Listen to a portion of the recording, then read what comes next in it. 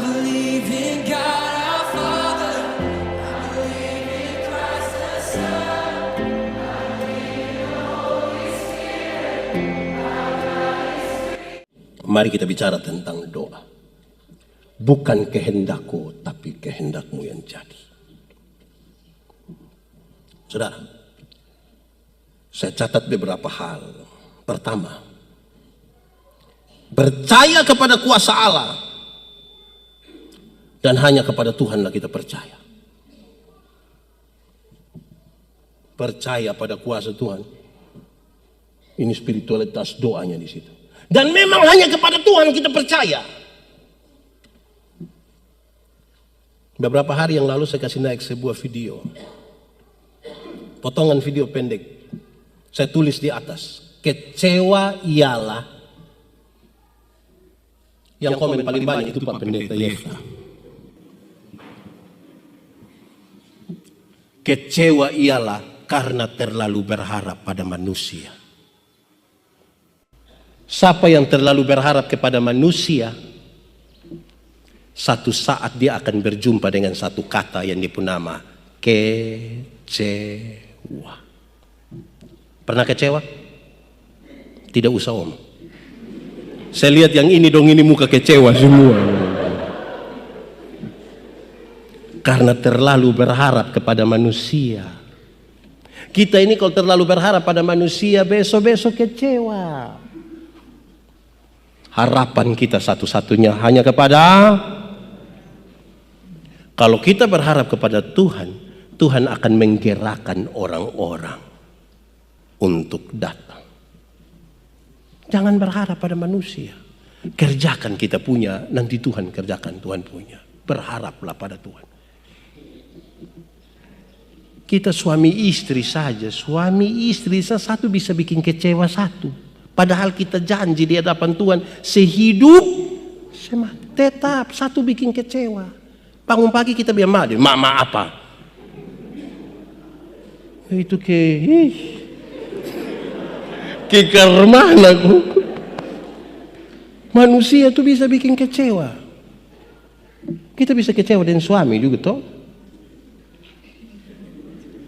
Ibu dong kayak tidak terlalu yakin.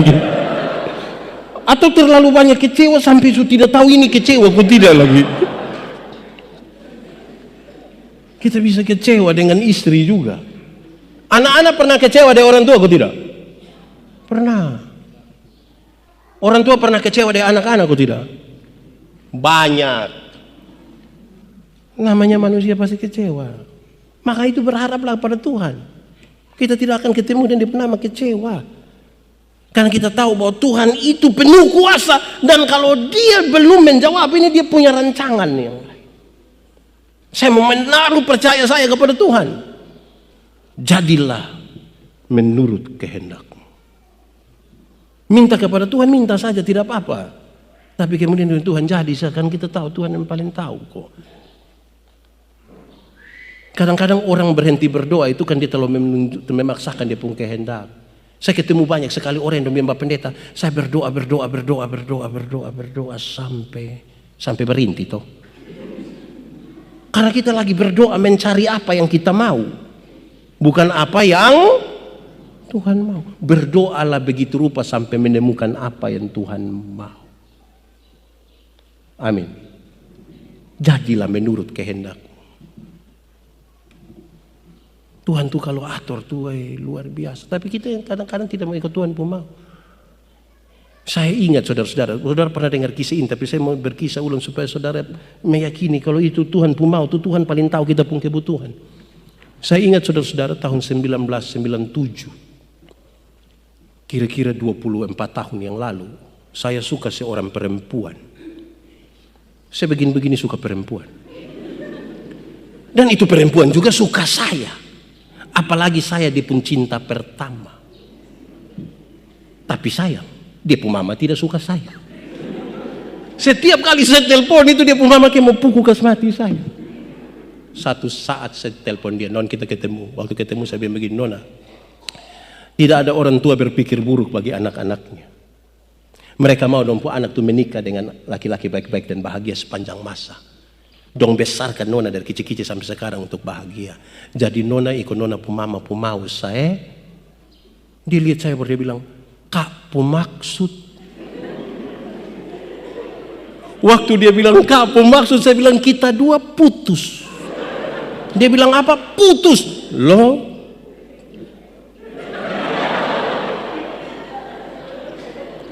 Waktu omong putus itu saya pun dada begini. Tapi malam hari itu waktu pulang ini dada mulai jatuh perlahan-lahan. Malam itu saya tidak bisa tidur. Malam itu saya tidak bisa makan. Saya galau dari tahun 1997. Dalam galau itu saya kasih bangun saya pun bapa. Walaupun saya sadar bahwa tidak akan ada harapan juga. Saya yakin kalau omong pasti, nah kotong yang dulu itu kalau berani omong hal cinta dari orang tua, pasti orang tua bilang, anak kecil anak sekolah soalnya sekolah mah cinta-cinta apa. Tapi malam itu memang terlalu susah. Saya kasih bangun saya pun bapa. Saya bilang, "Bapak, doa kasih beta dulu." "Kenapa?" Bapak tua tanya, "Kenapa?" Itu nona bikin beta kacau, Bapak." Bapak bilang, "Oke, baik, kita berdoa." Saya tidak mungkin akan lupa Bapak tua pun doa itu. Saya tidak lupa. Bapak tua doa sepotong saja. Bapak tua bilang begini, "Tuhan, jauhkan itu perempuan dari sebuah anak." Dengar begitu dia pun sakit di mana? Di mana? Ini sakit semua ini. Harusnya Bapak tua berdoa, "Tuhan tolong lembutkan dia mama pu hati." Ini Tuhan jauhkan. Wih, saya mau marah, mau saya pun bapak pada besok saya diam. 12 tahun kemudian ketika saya menikah dengan ibu pendeta baru saya mengerti. Itu hari kalau ikut saya pun mau, saya kira yang itu yang paling bagus, saya tidak akan menemukan yang ini yang Tuhan siapkan bagi saya. Amin kok. Amin nabiki.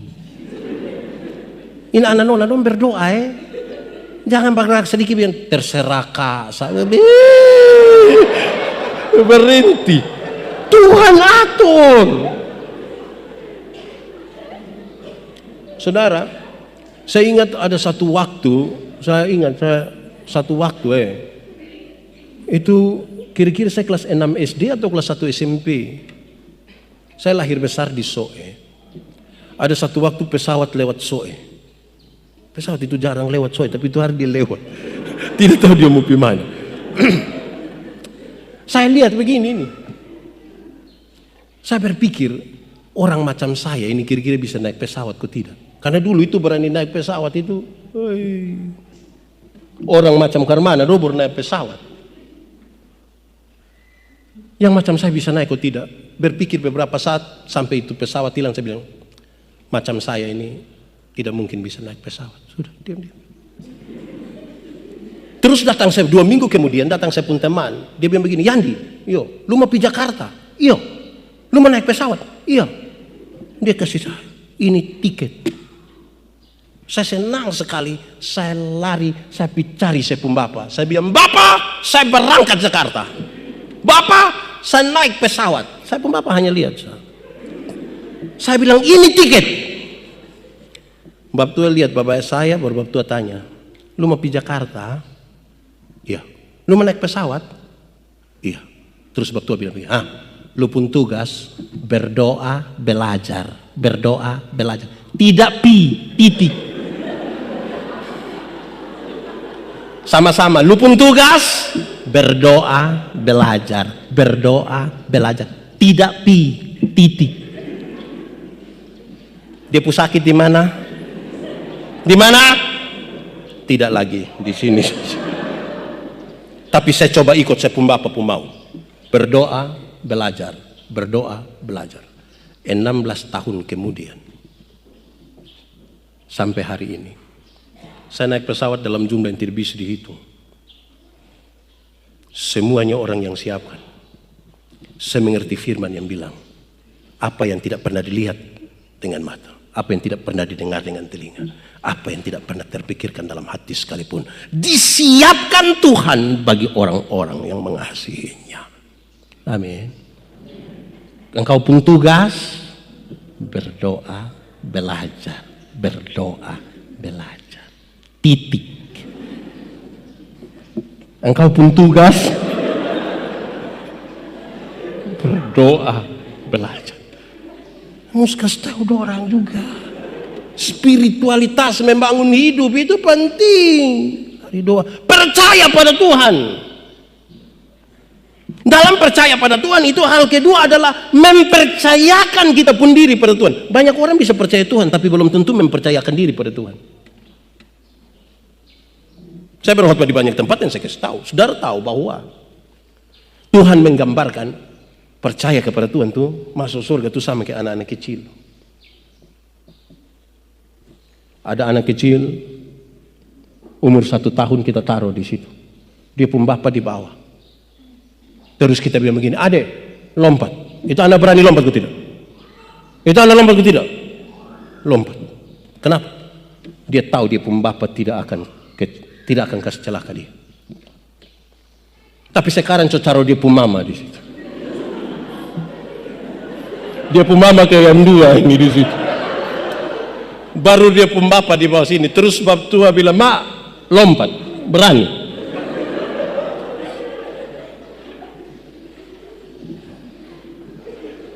Mempercayakan diri itu hal yang luar biasa, saudara.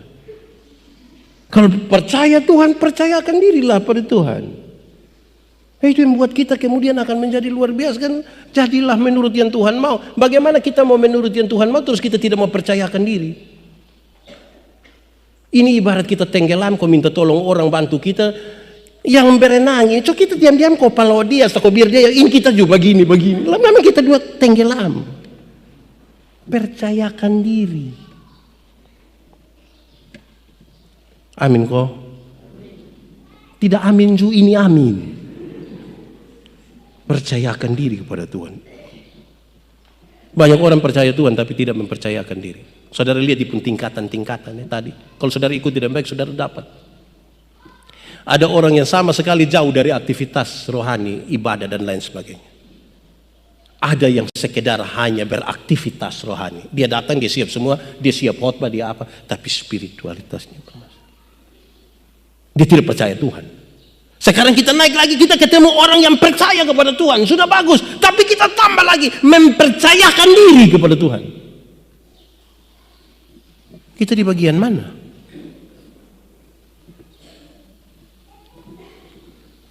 Saudara, yang ketiga saya catat. Tuhan Yesus berdoa supaya dia mampu betul mengalahkan ini kedagingan dia. Karena sesungguhnya dia bisa melawan. Saudara, ini hal kenapa saya ingin sampaikan pada kita, terutama untuk adik-adik yang di peradaban. Ketika kita dipanggil dalam pelayanan, mungkin pertama motivasi kita masih lurus. Makin hari karena saudara belajar, berdoa, belajar, saudara sudah tambah hebat, saudara sudah tambah bagus. Terus klasis Kupang Barat punya multimedia nih, woi sudah luas sekali, so hebat. Ada orang tanya, kak di gereja mana? Yegar, pelayanan apa? Multimedia saya yang urus. Dia tambah satu kalimat. Dong bayar berapa?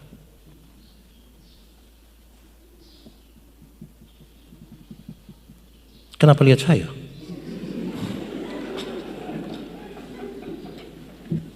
Kalau dong mulai tanya dong bayar berapa, saudara terguncang. Macam kak hebat begini, ini masa dong hanya kasih begitu, aduh. Ini manusia dong tidak hargai profesionalitas sekali, aduh. Dembeta sah. 4 kali lipat. Pilih mana?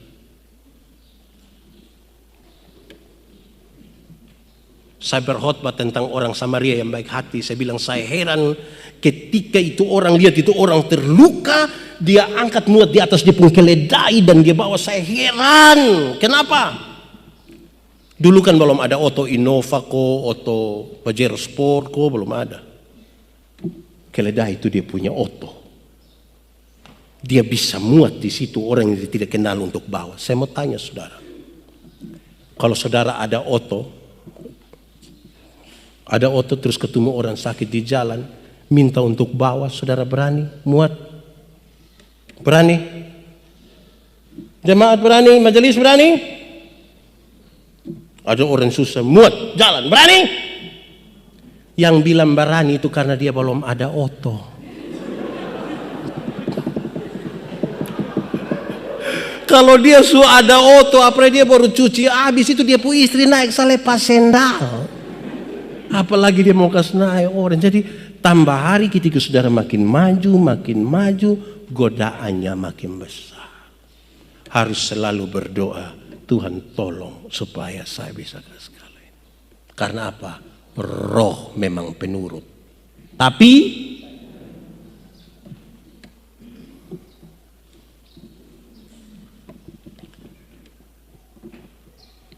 terakhir, Tuhan Yesus berdoa sekaligus ingin menunjukkan kepada kita bagaimana dia menyandarkan dia pun diri pada apa yang Tuhan rencanakan. Tuhan pun rencana ini menarik kadang-kadang saudara. Yusuf, dia jadi seorang yang bisa menafsirkan mimpi. Ternyata karena dia bisa menafsirkan mimpi, dia jadi orang yang tidak disukai bahkan oleh saudara sendiri. Dia pun saudara dong merasa ada perlakuan beda dari dia pun bapa untuk dorang. Dia pun saudara dong buat apa? Rencana bunuh kas mati. Tapi ketika dorang mau bunuh dong rasa juga kasihan, dong buang sendiri. Habis itu dong jual dia. Habis jual, dong jual lagi. Dia masuk sebagai hamba di rumah Potifar. Kena fitnah. Masuk penjara. Tapi saudara tahu,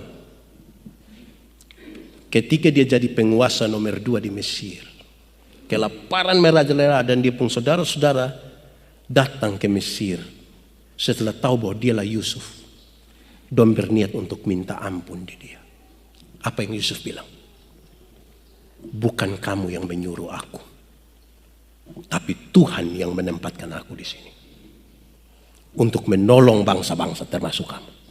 Saudara lihat ya, rencana Allah bagi Yusuf itu dia sendiri tidak tahu sampai satu saat yang sangat panjang dalam perjalanan dia bilang, ternyata ini saya mengerti rencana Tuhan di sini. Dia ikut proses itu dan dalam itu proses bagaimana menuju kepada rencana Allah, dia ikut Tuhan pun mau. Salah satu bukti dia tidak melakukan yang Tuhan tidak berkenan. Bayangkan di rumah dia dengan Potifar pu istri. Kenapa? Potifar pu istri cantik, gagah. Kalau dia melayani Potifar pu istri, makan fare lagi dapat fasilitas tambahan. Enak atau tidak? Enak atau tidak? Endos. Tapi dia tidak mau. Wih, saya bilang untung bayi Yusuf kena saya. Kalau karena bukar mana? Dalam proses yang ikut Tuhan pun mau itu, baru dia tahu ternyata Tuhan rencana untuk dia menolong orang susah. Mau ikut rencana Tuhan kok? Mau? Kamu kira ragu-ragu? Nanti baru suatu saat saudara bilang begini, ternyata memang lewat cara ini Tuhan menolong saya dan menolong orang lain. Tapi jalan ikut Tuhan pun mau. Amin kok. Ini multimedia dong, ini harus ikut Tuhan pun mau. Kamu akan tahu banyak hal, kamu simpan banyak video, kamu simpan banyak gambar. Lihatlah secara normal. Sebab kalau kamu mulai lihat begini-begini,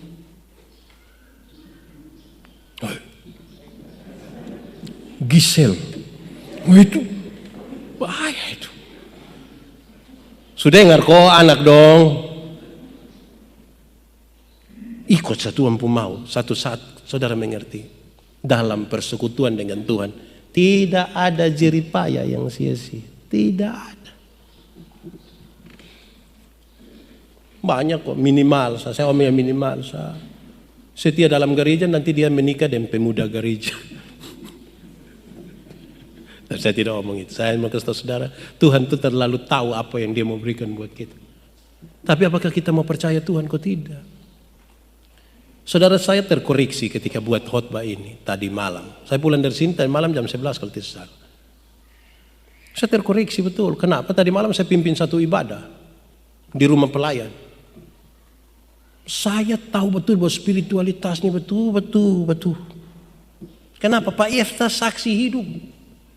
Di atas kemeja Bapak pakai kancing di sini, di bawah celana pendek. Tadi malam saya berdoa minta ampun. So bisa tangkap yang saya maksud. Saya pu istri bilang, Papa napi pakai celana pendek. Kalau misalnya waktu mau berkat, kau bilang minta maaf, kami minta semua berdiri karena mau foto ambil sampai kaki. Sudah dengar kok. Jadi jangan pikir karena ini setengah badan biar sudah yang di atas sahwi, jangan. Amin kok. Dan mama dong. Saya temukan baju, baru saya paham betul. Ternyata ada sejumlah ibu ketika ikut rapat itu, dong pun baju di luar bagus. Ternyata dong langsung lapis ada yang ini daster. Baru dong duduk kok bikin sama ke karyawati. Ini mau tipu-tipu ini. Tipu-tipu itu. Tadi saya bilang dalam firman tadi itu kita tata ibadah bagus . Yang roh penipu dong jangan ada. Yang tipu-tipu begitu dong juga jangan. Tipu ya tipu saja. Jangan bilang tahu ini tipu untuk baik Bapak. Tipu untuk kebaikan. Tipu baik apa? Tipu itu tipu saja. Tipu itu sama kayak orang kupas bawang itu. Tipu satu-satu buka-buka terakhir nih. Tidak bisa maju. Ya saya kasih tahu jemaat dan tipu-tipu. Termasuk yang sementara ikut ibadah ini lewat YouTube, lewat Facebook, lewat Zoom. Jangan sampai jadi pakai yang bagus-bagus. Mulai karena ini kita lagi berhadapan dengan Tuhan. Tuhan melihat. Amin kok. Majelis tidak lihat tapi Tuhan lihat. Pendeta tidak lihat tapi Tuhan lihat. Mari kita bangun spirit di rumah. Saudara lihat. Dengan ini media kita berjumpa dengan jemaat sampai di dalam kamar tidur sekalipun. Mari kita atur dengan baik semuanya. Yang melayani harus dengan spirit yang baik, yang terima pelayanan pun harus dengan spirit yang baik. Semuanya untuk apa? Semuanya untuk kemuliaan dan hormat bagi nama Tuhan. Ini semua media yang kita maksimalkan. Untuk apa? Untuk kemuliaan Tuhan. Dan saudara diberi kepercayaan oleh gereja untuk mengatur media-media ini. Kan bagus. Di tiap-tiap gereja ketika hari Minggu ini saudara berkhotbah, Pak Pendeta berkhotbah, saudara rekam, simpan. Minggu depan Bapak tua tidak bisa bikin kembali ini khotbah baru. Berani ulang ini khotbah dengan Bapak baru minggu lalu. Mau protes bab tua, Bapak kok ini jelas ini. Dengan sendirinya bab tua siapkan dengan baik. Saudara bekerja dengan baik, semua bekerja dengan baik. Aman toh? Aman. Tapi kadang-kadang saudara tahu, kalau spiritualitas kita tidak bagus itu kita tipu. Tadi kita di belakang saya bilang, Bapak, HP ini seperti pisau tajam. Kalau pisau tajam ini dipegang oleh seorang dokter bedah, dia menolong orang. Operasi toh. Tapi kalau pisau tajam itu dipegang oleh OPK, orang potong kepala, dia bikin susah banyak orang. Tergantung sekarang di siapa kita pegang. Ini HP, ini kita telepon mama majelis. Yang bendahara yang mana? Mama bendahara. Adiblah, Oma. Teo, di mana? Sudah semua pi. Sampai mana? Dia sampai rumah. Jadi barang ini kalau tidak ada spirit yang baik kita bisa tipu-tipu. Kita masih jauh pun kita telepon, sudah dekat, sudah. Dibutuhkan spiritualitas yang bagus. Tuhan memberkati kita. I believe in God. Son, I believe in the Holy Spirit.